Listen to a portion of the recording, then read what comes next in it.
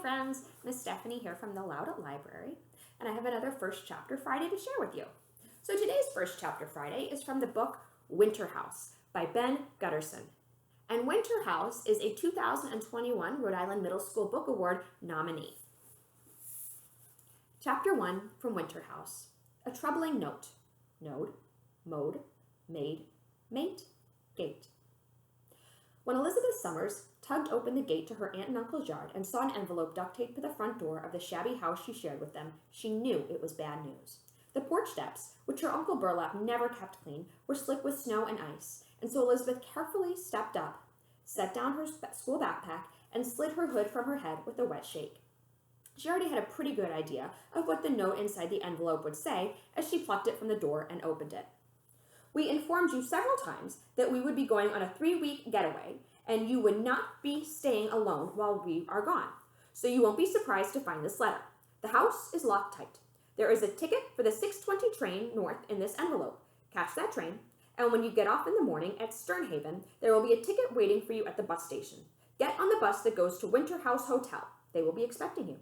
Here's $3 in case you need anything on the way. You'll get another ticket to come back after the new year. Don't cause trouble for anyone. None of your nonsense. Elizabeth studied the train ticket. 6:20 was in 3 hours, the first 3 hours of her 24 days of Christmas vacation. And as they had promised, after lecturing her for the past 2 weeks about how they were leaving for Christmas and Elizabeth would be sent away, her aunt and uncle were really gone. Elizabeth glanced at the street through her foggy glasses. The snow was falling harder. There's a picture there of Elizabeth discovering the note. And we'll dive back in. A plastic grocery bag was hung on the doorknob.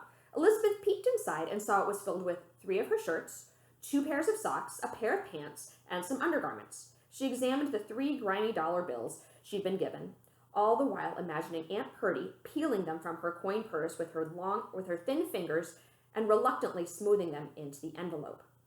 In Elizabeth's imagination, Uncle Burlap was standing beside her and was eyeing the money doubtfully, as if even this amount was too much. She let this picture fade away, like the steam of her breath in the chill air.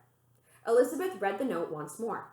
She stuffed it into her back jacket pocket with the money and the ticket, and then unzipped her backpack.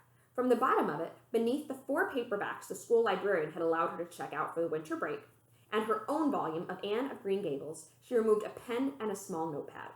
The notepad was spiral bound along its top edge, green covered and worn with creases. The sort of pad a waiter might use to take your order at a restaurant.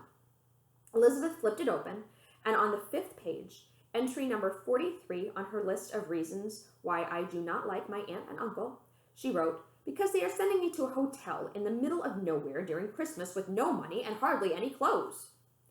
She returned the notepad to its place, then put the plastic grocery bag inside her pack and zipped it closed. She was about to leave, but found herself staring at the strip of duct tape that held the envelope, her breath rising high and tight in her chest, and her eyes beginning to water. And then, before she realized what she was doing, she slammed her palm against the plywood door. The sound, a sharp thwack, like the noise of a book dropped on a wooden floor, startled Elizabeth, made her wonder just what had gotten into her. She looked around to see if anyone had been watching, but all was silent. An empty street in the growing darkness, with the snow falling more heavily now. Elizabeth sighed and picked up her backpack. Why can't I have my parents back, she thought. And then, because there were no friends she might possibly ask to stay with for 3 weeks, and no chance of avoiding her aunt and uncle's anger if she didn't follow their instructions, Elizabeth turned to walk the 1.5 miles to the station and wait for the 6:20 train to Sternhaven.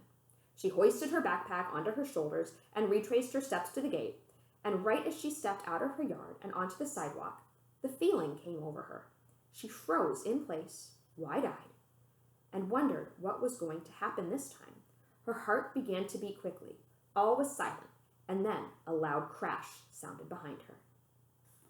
And that is Chapter 1 of Winterhouse. So to find out about Winterhouse and the mystery and puzzles that Elizabeth discovers, come check it out. It's a great read on the 2021 Rhode Island Middle School Book Awards list. Check back next week. I'll have another First Chapter Friday for you. Bye-bye.